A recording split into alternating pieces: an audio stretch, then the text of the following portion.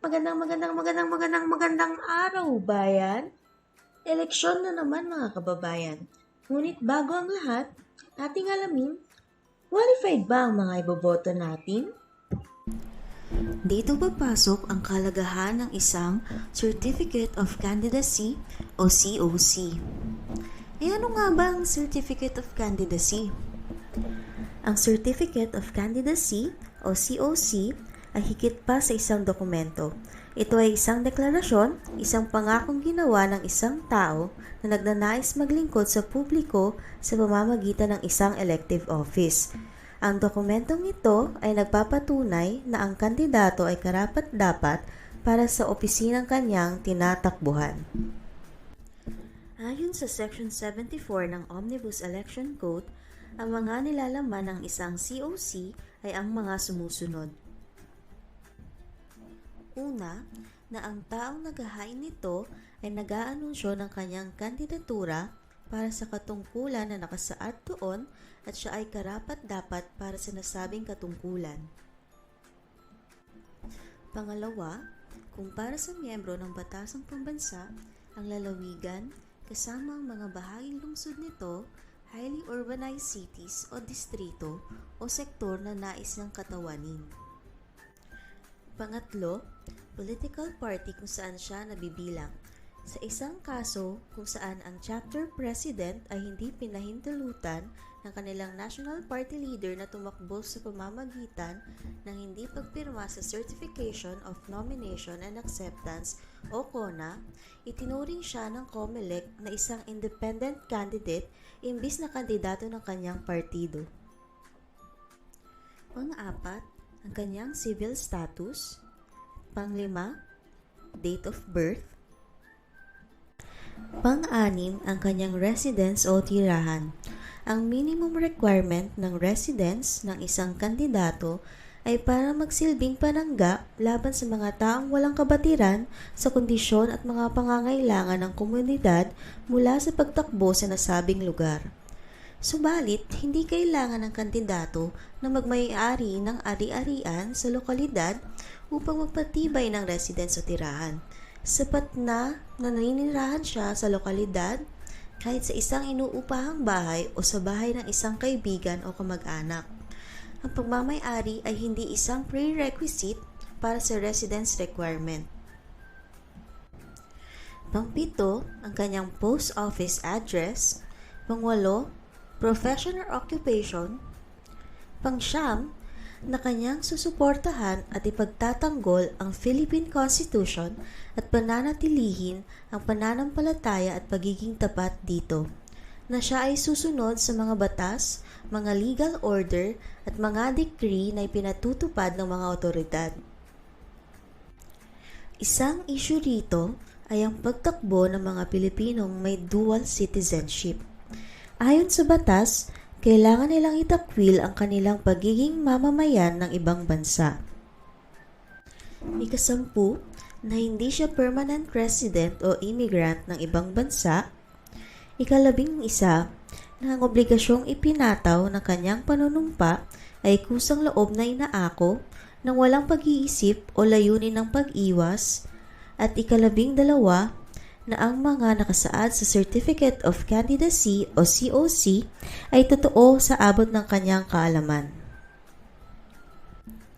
Bukod pa sa mga nabanggit na nilalaman ng isang COC ayon sa Section 74 ng Omnibus Election Code, ito ang ilan pang gabay sa pagpa-file ng COC. Ang pangalan ng kandidato ay base sa pangalan niya sa binyag, o kung hindi man siya nabinyagan, ay sa pangalan niya base sa rehistro sa local civil registrar. Kung nais niya magpalit ng pangalan, ang pangalan mula sa court-approved proceedings lamang ang maaari niyang gamitin. Para naman sa mga Muslim, maaring ang kanilang pangalang haji ang kanilang gamitin. Kung sakaling may dalawa o higit pang kandidato ang magkapareho ng pangalan, sila ay maaaring hinga ng kanilang paternal at maternal surname. Maliban na nga lang kung sila ay incumbent official na maaaring gamitin ang kanyang pangalan sa COC sa panahong siya ay nahalal. Maaari din siyang maglagay ng kanyang nickname o stage name kung saan siya kilala. Ang taong naghahain ng kanyang COC ay dapat ding magdikit ng kanyang pinakabagong passport size photo, isang pahayag sa duplicate na naglalaman ng kanyang biodata at programa ng pamahalaan na hindi hihigit sa 100 salita kung nais niya. Pumunta naman tayo sa Section 78 ng Omnibus Election Code. Petition to deny due course to or cancel a certificate of candidacy. A verified petition seeking to deny due course to or cancel a certificate of candidacy may be filed by the person exclusively on the ground that any material representation contained therein as required under Section 74 hereof is false. The petition may be filed at any time not later than 25 days from the time of the filing of the certificate of candidacy and shall be decided after due notice and hearing not later than 15 days before the election. Ano nga ba ang material misrepresentation? Ang material misrepresentation ay tumutukoy sa mga kwalifikasyon para sa elective office at pinipigilan ng isang tao na tumakbo o kung inihalal maglingkod o usigin siya dahil sa paglabag sa mga batas sa halalan. Sa material misrepresentation ay dapat mayroong sadyang intensyon na manlinlang, magbigay ng maling impormasyon o magtago ng katotohanan na kung nailahad ay magiging ineligible ang isang kandidato. Kung ang isang kandidato ay gumawa ng mga material misrepresentation sa kanyang COC, ang kanyang COC ay maaaring kanselahin o tanggihan. Ang Section 78 ng Omnibus Election Code ay nagbibigay ng remedyo sa paghahain ng verified petition upang tanggihan o kanselahin ang isang COC sa kadahilan ng ang anumang material na representasyon na nakapaloob sa kanyang COC ay mali o walang katotohanan. Ang isang misrepresentation ay material kapag ito ay tumutukoy sa isang kwalifikasyon para sa elective office na nakakaapekto sa pagiging eligible ng isang kandidato, tulad ng pagiging natural-born or naturalized Filipino citizen, hindi permanenteng residente o immigrant sa ibang bansa, eligibility para sa opisinang hinahangad, at katapatan sa Republika ng Pilipinas. Ang pagtanggi o pagkansela ng isang COC sa ilalim ng Section 78 ay batay sa maling representasyon ng isang tao sa alinman sa mga material na qualifications para sa elective office na hinahangad. Hindi sapat na ang isang tao ay may kakulangan kaugnay na sinasabing kwalifikasyon. Dapat ay mayroon siyang nagawang di makatotohanang representasyon sa kanyang COC. Sa madaling salita, ang pagtanggi ng COC ay hindi batay sa kakulangan ng mga kwalifikasyon, ngunit sa pagkatuklas na ang kandidato ay gumawa ng isang material na representasyon na hindi makatotohanan, na maaring naugnay sa mga kwalifikasyon ng elective office na kanyang tinatakbuhan. Kung ang kandidato ay nagsasaad ng isang material na representasyon sa COC na mali, ang COMELEC sa pagsunod sa batas ay may kapangyarihang tanggihan ang nararapat o kanselahin ang naturang sertipiko. Sa katunayan, hinihalin tulad na ng korte ang isang paglilitis sa ilalim ng Section 78 sa isang co-waranto na paglilitis sa ilalim ng Section 253 ng Omnibus Election Code dahil pareho silang patungkol sa eligibility o qualifications ng isang kandidato. Sino ang maaaring magsampa ng naturang petisyon? Sino mang rehistradong botante o isang rehistradong partidong pampulitika, organisasyon o koalisyon ng mga partidong pampulitika ay maaaring maghain ng petisyon upang tanggihan o kanselahin ang isang COC. Kailan ito inihahain?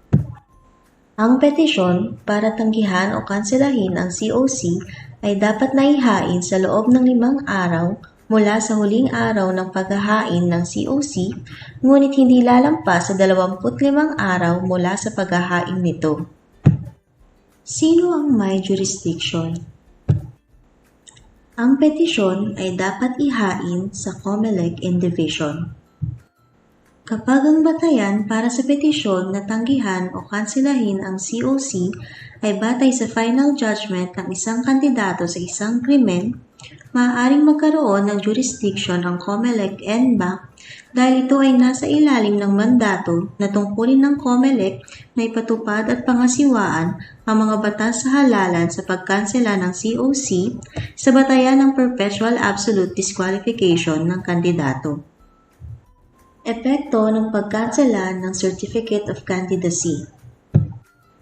Habang ang isang tao na disqualified sa ilalim ng Section 68 ay pinagbabawal lamang na magpatuloy bilang isang kandidato, ang tao na ang COC ay kinansela o tinanggihan sa ilalim ng Section 78 ay hindi tinuturing na kandidato, na parang hindi siya kailanman naghain ng kanyang Certificate of Candidacy.